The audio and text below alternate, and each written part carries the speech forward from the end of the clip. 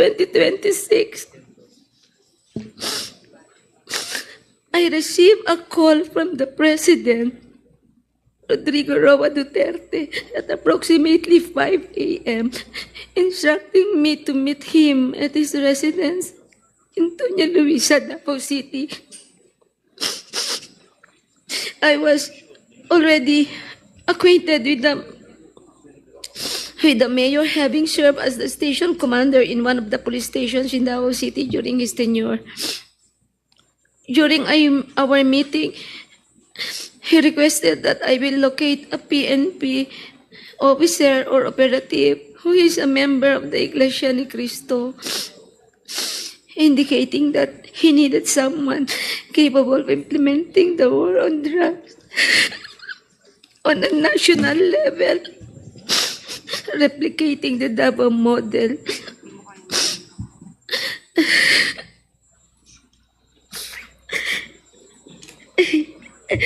The Davao model referred to the system involving payment and reward.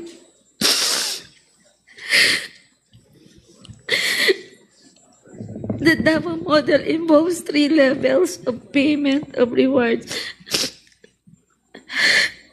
First is the reward if the suspect is killed. Second, is the funding of planned operations. And the third is the refund of operational expenses. Colonel Garma, can you speak louder? I'm sorry, speak closer to the microphone.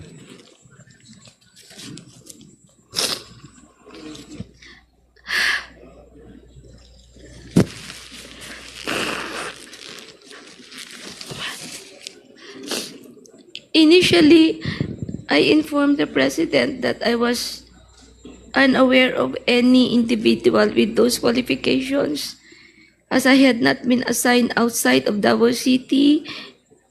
Hello po mga ka-viral, welcome back to this YouTube channel. Latest update tayo, matindi at matapang.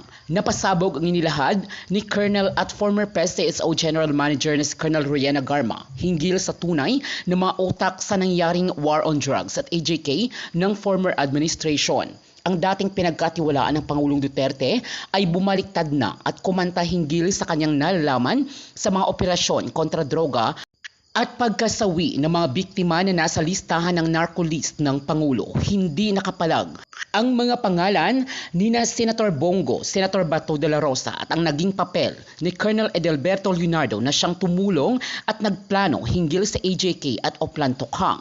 Si Colonel Leonardo ay napili ng Pangulo dahil qualified siya di umano dahil miyembro siya ng INC na siyang hinahanap na qualification ng Pangulong Duterte. Ayon kay Colonel Garma ay ginawang model ng Pangulo ang Davao City para gawin sa buong bansa hinggil sa war on drugs. Ginamit ng Pangulo ang PNP, PDEA, NBI at PNP-IG para maisakatuparan ang mga plano. Malaki di umano ang natatanggap na incentives at pabuyan ng personnel na maka-accomplish ng plano hinggil sa mga personalidad na nasa listahan. Narito ang matitinding revelasyon ni Colonel Rowena Garma sa Quad Committee hearing. Or had served in the national capacity within the PNP. However, I recalled my upperclassman Edelberto Leonardo, who was heading the Criminal Investigation Detection Group and was also a member of the Iglesia ni Cristo. I mentioned his name to the President. On the same day, a certain individual named Muking contacted me to request for the phone number of Leonardo's contact details, which I promptly provided. A week later, I learned from Arthur Narsolis via phone call that Sir Leonardo had been summoned and was instructed to proceed to the Royal Mandaya Hotel in Davao for a meeting.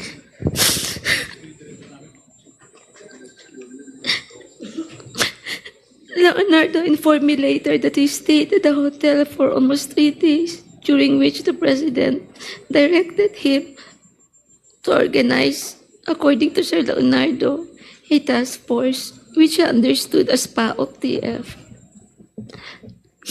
When Leonardo relayed this information, urged me to join, the task force, I declined first, citing my lack of experience in handling said operations. Leonardo subsequently informed me that he had prepared a proposal routed to Bongo outlining the task force, which would encompass Luzon, Visayas, and Mindanao.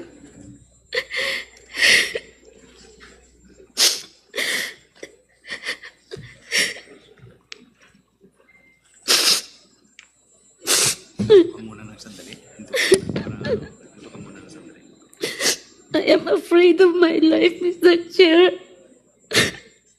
and the life of my relatives and my friends and classmates.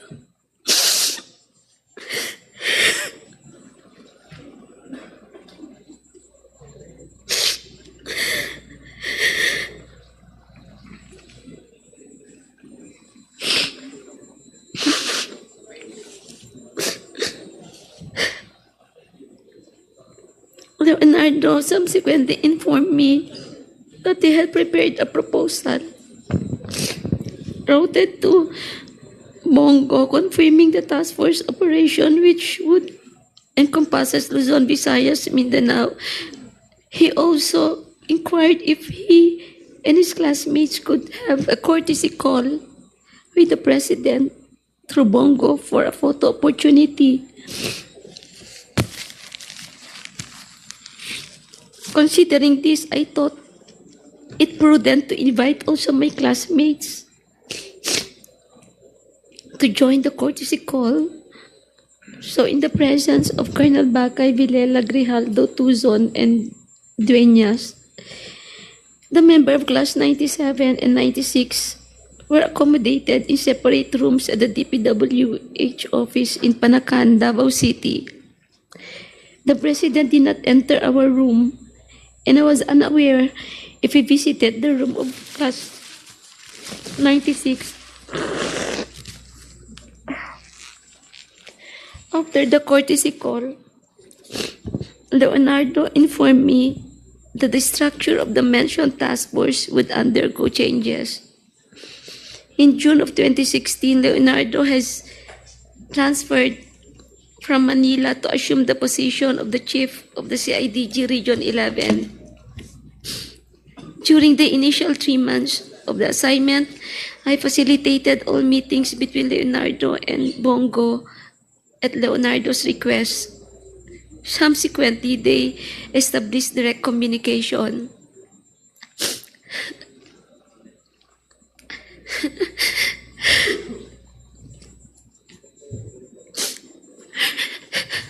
Leonardo informed me that he had recalled several trusted personnel,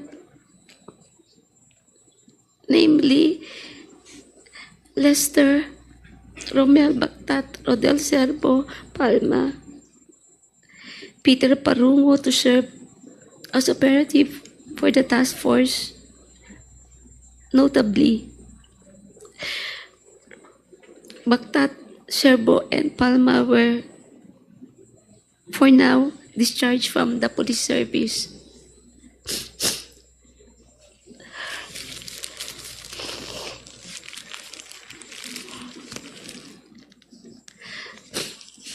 Romel Bactat, Serbo, Palma were all former police officers stationed at the CIDG 11 office. They were discharged from the service on or about a year ago due to an operation that led to the killing of one individual. Lester Berganyo is a provide citizen, while Peter Parunga was a former detainee of CIDG due to a charge of rape that has been cleared. Romel Bactat, Serbo, Palma, and Parunga were charged with the task of collecting and verifying informations provided by police officers in the field concerning arrests, deaths of individuals named in the list of drug personalities, and creating summary reports. All of these reports would then be encoded and compiled by Lester Berganyo The compilation is thereafter elevated to Sir Leonardo, who will decide what level the arrest or killing was and its corresponding reward. Rewards were only given for killings, while for arrests only for the funding of Copland, and refund for operational expenses was given. I saw how these individuals operated when I would visit my friend in CIDG 11. He conveyed that the task force would be structured differently and that he submitted a document to Bongo detailing the task force operation, including an overview of the current drug landscape in the Philippines. I was informed that the drug structure originated from Bucor, where numerous drug lords are currently incarcerated, and that it has 3 branches, Luzon, Visayas, and Mindanao, with Peter Lim involved in the Visayas region. Once the task force became operational, I later learned that all Copland's funds, refunds for operational expenses, and rewards for agents were processed through the account of Peter Parungo. Currently, Lester Berganyo maintained a comprehensive list of the drug personalities of the Philippines. Leonardo conducted briefings for all PIDEA, IG regional directors, and PNP chiefs regarding the drug situation. Additionally, if any individual died during police operations, Leonardo will report the incidents to Bongo for inclusion in the weekly report and request for refunds of operational expenses. Leonardo had final authority to determine who would be included in the list of drug personalities and to classify their threat level, as well as the discretion to remove individuals from the list. Furthermore, in 2016, while I was at the CIDG office following up yung mga ganyan po, since friends ko rin naman sila, and parang nalaman ni Sir Leonardo din na kaya siya ang na-mention dahil po nagtanong sa akin si Presidente, nagkukwento po siya. And pag nandun po ako sa opisina, nakikita ko yung movement. So lahat ng impormasyon mo tungkol dito sa war on drugs na nakalagay dito yung sa iyong affidavit at saka dito sa diagram na binigay mo, galing po lahat ito kay Colonel Leonardo in your meetings with him? Yes, Your Honor, and yes po. And yung experience din nila sa ground as Hindi, na... kasi experience nila sa ground. So in other words, sa lahat ng bagay, hindi po kayo kasama, pero karamihan sa detalye ng operation ng war on drugs, alam po ninyo. And yet, you say, hindi ka kasama sa sistema. Alam ko po, Mr. Chair, kasi po, kami po din sa ground, nakakahalubilo ko yung R2 namin, yung mga operatiba, yan po pinagkukwentuhan. And there was a briefing na pagkausap ko siya, si Sir Leonardo, nakukwento niya yung level, saan ba yung level 1 na yan? Hindi, dahil pag level 1, ano lang yan, ordinary, nag-explain siya. I cannot recall na lang po yung specific amounts po sa lahat. Okay. Nag-explain po siya sa akin. On that day, you said that you were called by the President. Dalawa lang kayo nag-usap. Yes, Your Honor. Tapos, hindi mo inaamin dito sa amin sa previous hearing na hindi ka malakas kay Presidente Duterte. I don't... Hindi ko alam kung malakas. Yeah, I think so, Mr. Chair, na... Ngayon, inaamin mo na malakas ka sa kanya. Because I can see from the scheme of things, tatatlo lang naman yung opisyal na malakas nundan sa level na malakas kay Presidente. Ikaw, si Colonel Leonardo, at saka Senator Bato de la Rosa. All the other officers, PNP officers, assigned in Davao, nasa ilalim pa nga ninyo Tama? Kasi, Madam Garma, all the signs are there na malakas ka kay former President Digong. Kasi, sa isang ceremony sa Malacanang, where generals of the Bureau of Jail Management and Penology, Bureau of Fire Protection, and the Philippine National Police, naka-white duck silang lahat eh. At ikaw lang ang colonel, lieutenant colonel, na mapropromote sa full colonel in blue attire. Yes And po. the president gave you special attention, and yet, you are very brave and blatant to say na hindi ka malakas kay former President Duterte. I would have cited you in contempt then because you were lying. Pero now that you are cooperating, aaminin mo ba ngayon? Yes, Mr. Chair, I have... Mabuti, inaamin mo.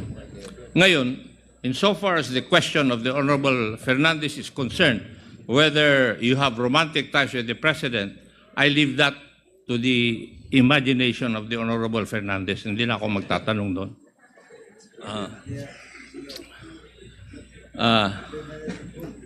Kasi kung magtatanong ako, baka umamin ka eh. Kaya ayaw ko na rin. Oh, sa totoo lang. Baka umamin ka. Yun na si Duterte, Rodrigo Duterte.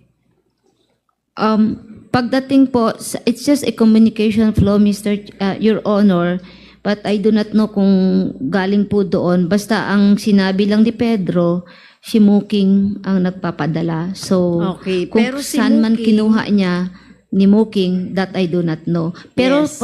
pagdating po kay Bongo po, siya ang bini-meeting ni Sir Leonardo. Siya nag-meet sa kanya, nakikipag-arrange. So, alam naman natin, Mr. Chair, na si Senator Bongo at saka si Senator Ronald Bato ay talagang close yan kay PRRD. Tama?